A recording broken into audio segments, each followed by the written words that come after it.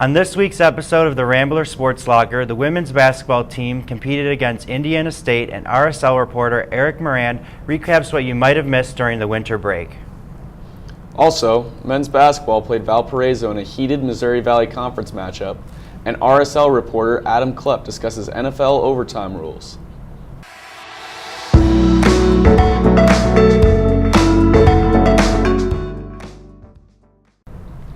Welcome back to this week's episode of the Rambler Sports Locker. I'm Michael Faso.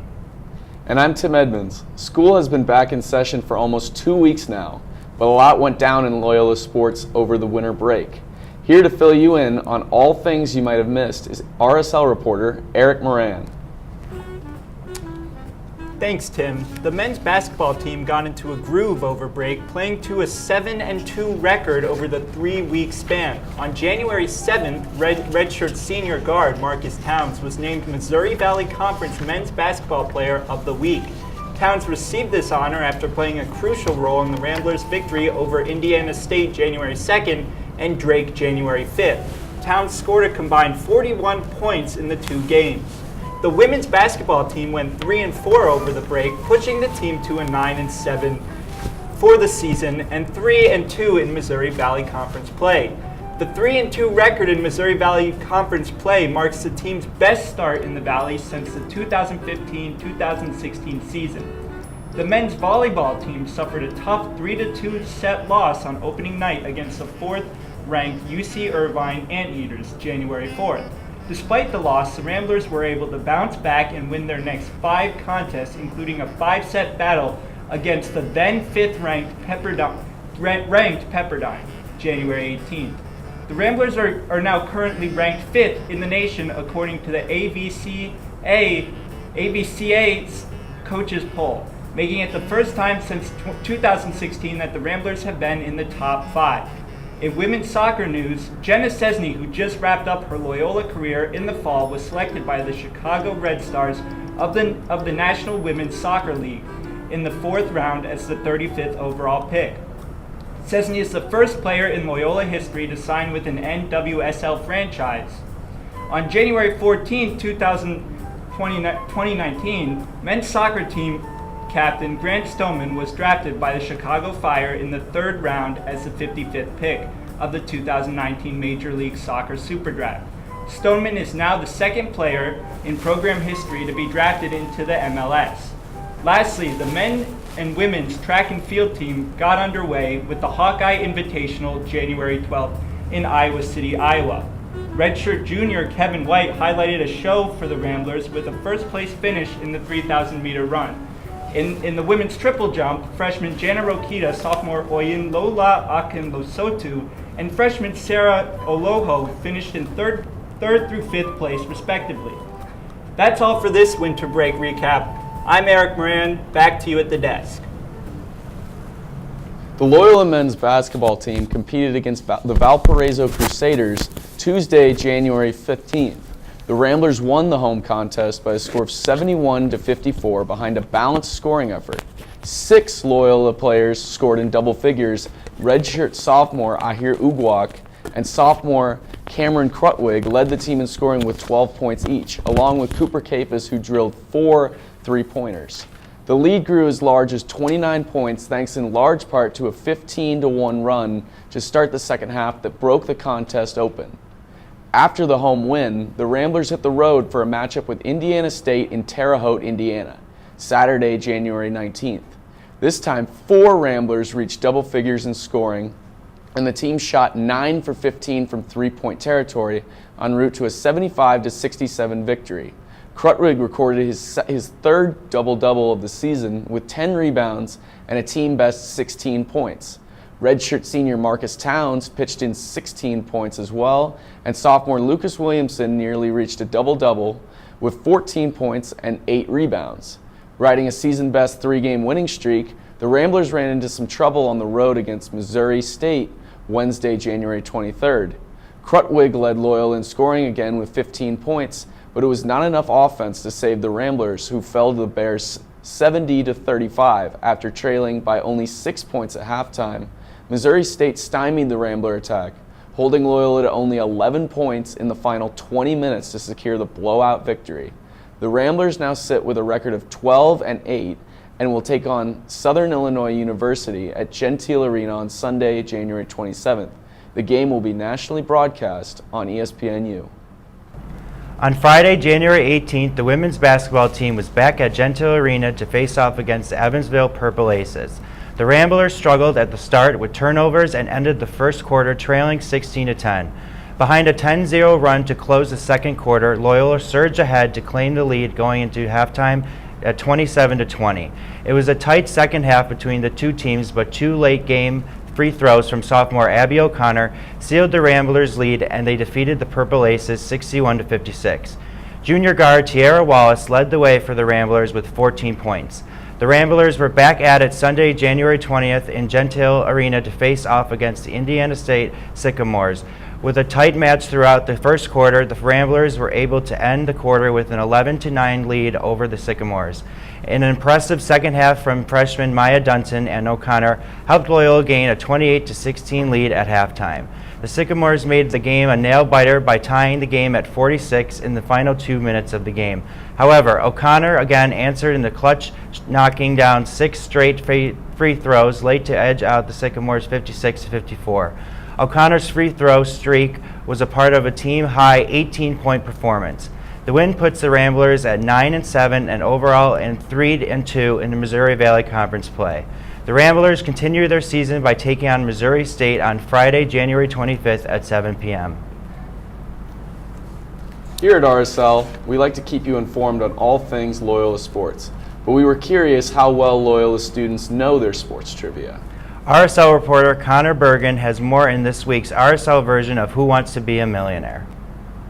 Hello, I'm Connor Bergen reporting for RSL in the Damon Student Center. About 2 months ago we were here and we asked Loyola students trivia questions about the men's basketball team. And now we're back with more trivia, this time sports in general.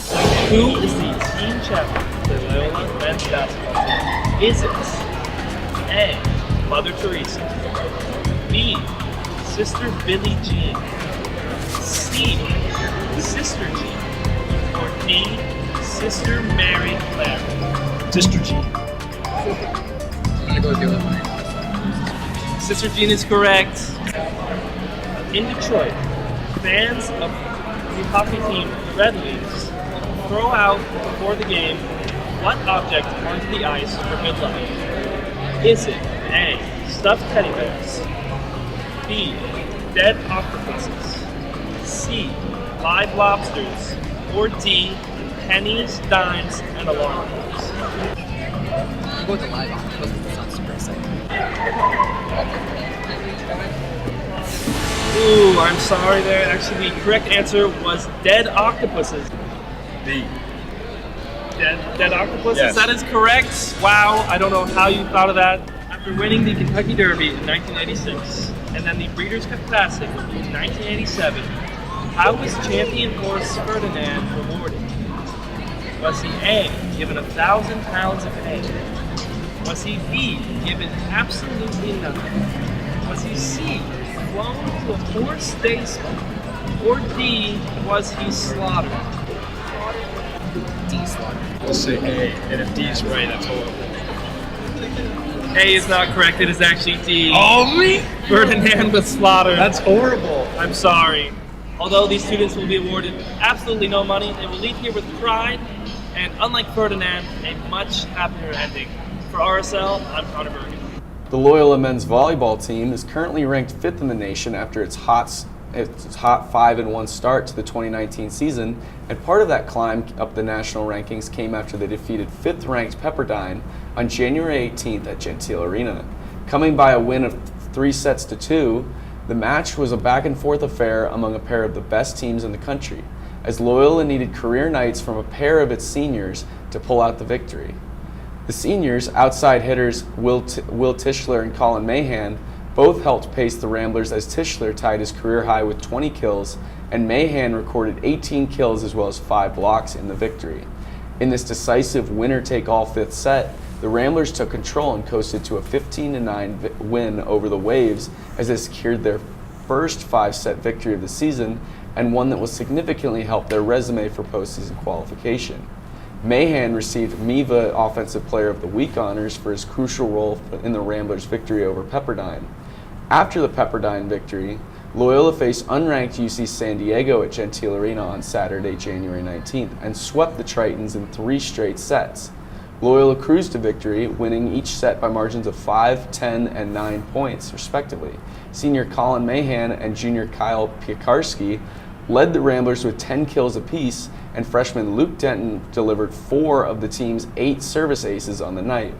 This season, the team has kicked off a new tradition of signing autographs and meeting fans after home matches. The players sign posters, talk to fans, and pose for photos, win or lose. The Ramblers will next travel to the West Coast for their match against California State University Northridge, Friday, January 25th in Northridge, California. The Ramblers season continues January 26th as the team will travel to UC Santa Barbara, who are currently ranked the 10th best team in the country.